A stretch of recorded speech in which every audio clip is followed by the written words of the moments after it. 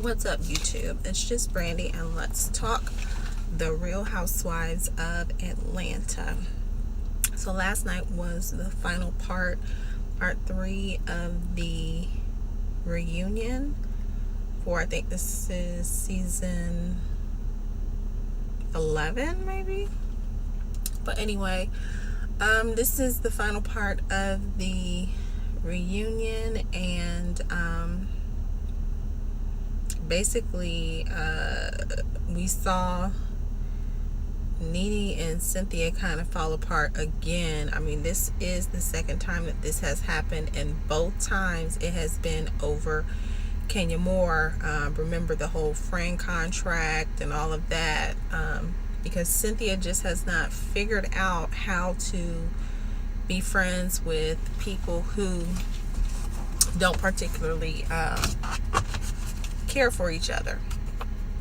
So it kind of started off with the whole situation that happened in the closet.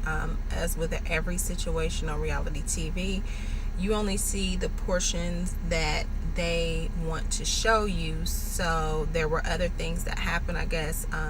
We did see where Nene grabbed the camera guy when she said, "Don't go into my closet," and she grabbed his shirt and it ripped.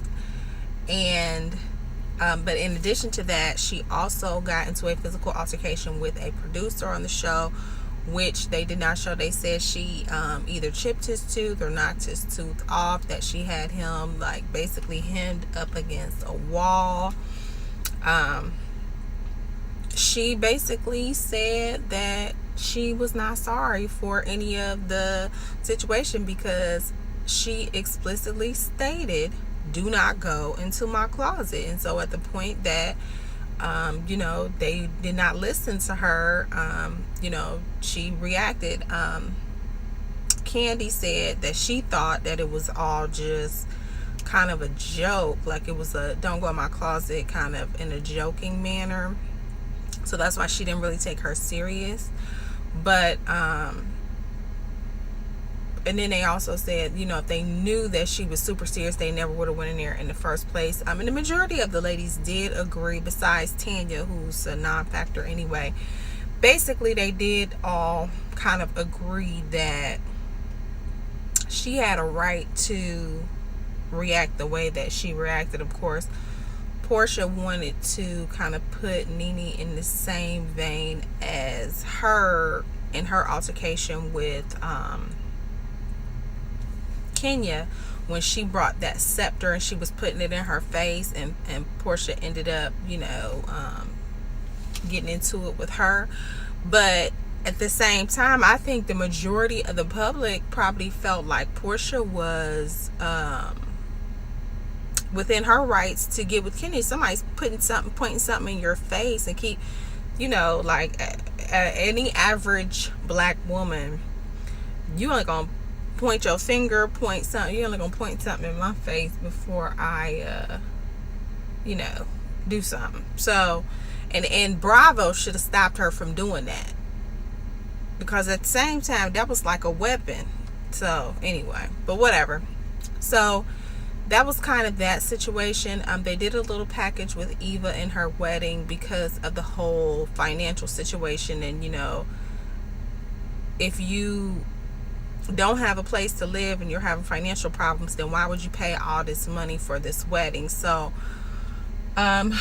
she talked about how she paid $1,000 per person, and she had 230 to 240 guests, which it was the equivalent to $230,000 to $240,000 total spent for a wedding.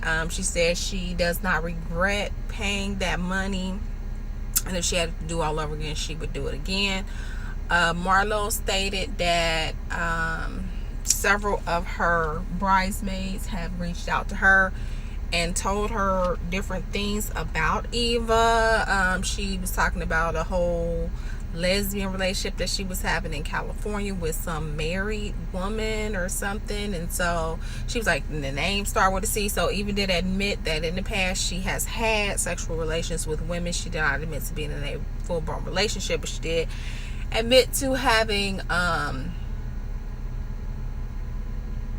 sexual encounters with women, we'll put it like that.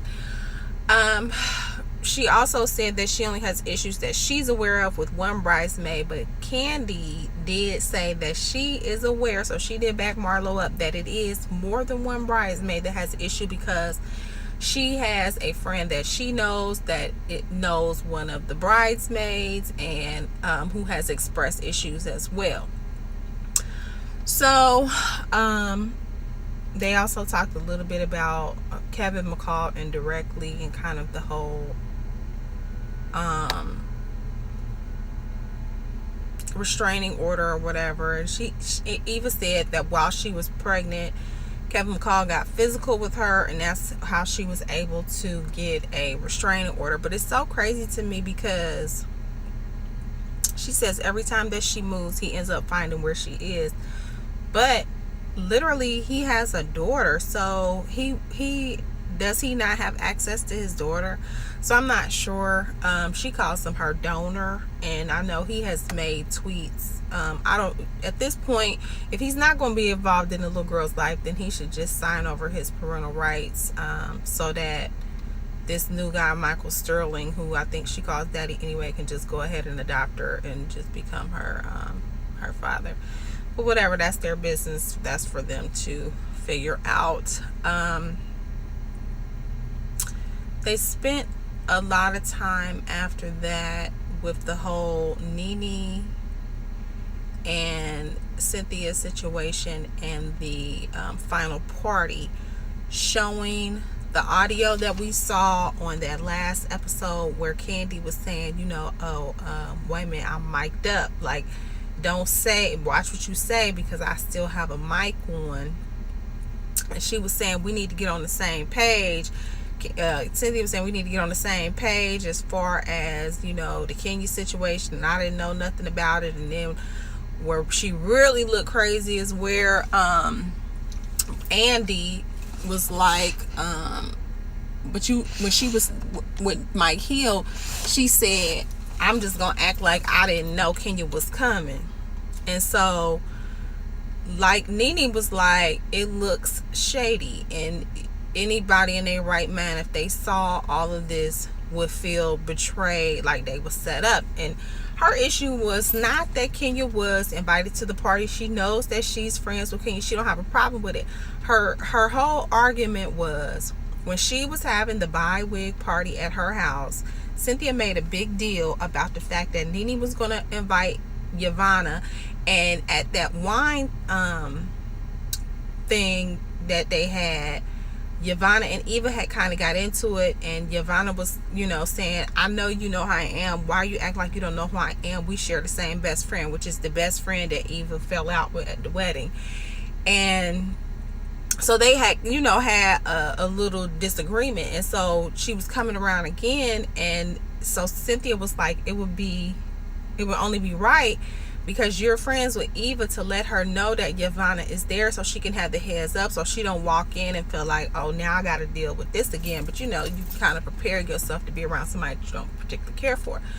So she made a big deal about Nene letting Eva know what she was walking into, but did not offer Nene the same courtesy to say, I invited Kenya to this party. And then she want to act like, well, I don't have to, and I didn't know if she was coming and all that. But Nene didn't have to, but you was the advocate for that. So she like, you should have took your own advice. Why wouldn't you have told me? Even if she wasn't coming, you should have just said, I invited Kenya. She said she's not coming. But, then that way, at least if she would have showed up, she would have had the heads up that, okay, she did invite her. She said she wasn't coming, but I guess she changed her mind, which is her prerogative. So Candy kept saying she didn't know she was coming. She did invite her, and she told me that she really wanted her to come, and I convinced Kenya to come. They also expressed that we did not see where Nene tried to be cordial with Kenya and speak to her on several times, and Kenya kept ignoring her. But then Cynthia said, oh, but Nene was wrong. She was saying she's gonna give birth to a moose and all of that.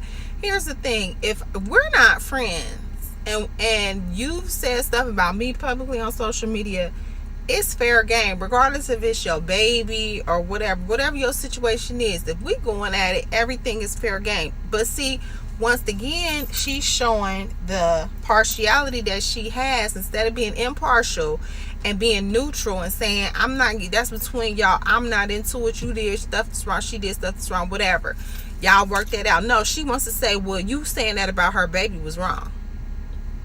Whatever she said about her was wrong. I mean, at the point where I don't give a hoot, I'm gonna say whatever, right, wrong, whatever. So once it's like she does not know how to be a friend to both.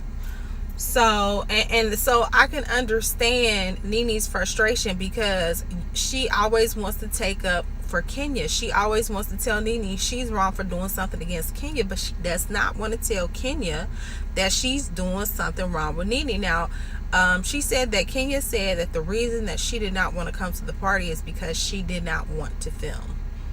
And for somebody who didn't want to film, a lot of that party, that last episode, was scenes with Kenya in it. You know, so it's like you didn't want to film, but you made sure you found the camera. So anyway, basically, you know, Andy was like, is this really something that's worth throwing away a friendship? Cynthia seemed to have got really frustrated, but like, and so finally the women did come to the conclusion, and they did agree that based on the information that was shown on the show, the words on the screen where people were mic'd and they were able to determine what they said, that it did look shady.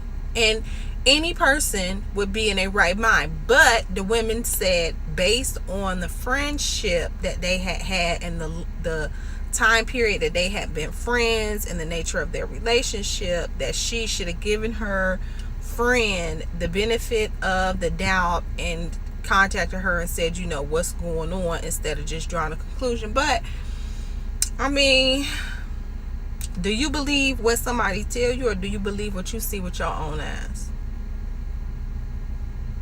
I'm gonna believe what I see and what I hear, because I trust me more than I trust somebody else. So I would say, I'm with Nene. You showed me who you are, I'm going to believe you. And I don't, if it's this much, it should, listen, this is one thing that I feel about friendships, okay? I shouldn't have to work to be your friend. Being a friend should be easy. So if I gotta put in work like a marriage to be your friend, I don't want to be friends with you. It's enough hard things in life that you have to go through. You go to work and you have issues. You might have kids and you have issues. You could have a spouse and have issues. So when I get around my friends, that's my release. That's supposed to be the easy part. That's supposed to be the fun part. You know, the lighthearted part. I don't want to be around my friends and have to do work too and make sure that I'm watch what I say, because this person is sensitive, or they might take what I say the wrong way, and don't bring up this and don't bring up that. No, that's not the type of friend that I want to have. That's not the type of friendships that I want to have. Now, if other people feel like, you know, it's beneficial for them to be friends with somebody, so they're willing to do that extra work and be whatever. No, I want to be my authentic self, and I want my friends to accept me for who I am. That's the benefit of having a friend, is that unconditional acceptance. Yeah, can they call you out if you do something wrong? Yeah. But at the same time, I don't have to walk on pins and needles around my friends, because they should know how you are, and they should know how to take you, especially if somebody has been around you for 5 years and you've been on trips and you've been in their house, and you know, it's just, so, you know, reason, season, lifetime. Sometimes people are in your life for a specific reason. Sometimes they are in it for a season, and sometimes they're in it for a lifetime. And maybe the season of their friendship is now over. You know, they was there for you for the time periods that they needed to be there for you. for. You've learned whatever lessons that you needed to learn with them and through them, and now that period of time has ended and it's time for you all to move on. There's nothing wrong with that. Every friendship is not a lifetime friendship. So that is basically the reunion, my thoughts on the whole Nene and Cynthia situation. Next season, it does make it odd though when Nene is on the outs with a lot of people, and basically I feel like what it is, if the person that was closest to me, Cynthia, is untrustworthy, then I can't trust nobody else. I think that's kind of where she's at. Like, basically, I can't trust the person that I trusted the most, then the rest of y'all really don't. I really don't trust. So I think that's kind of where she is. But like I said, it makes it kind of odd for filming. But all of these ladies need these checks.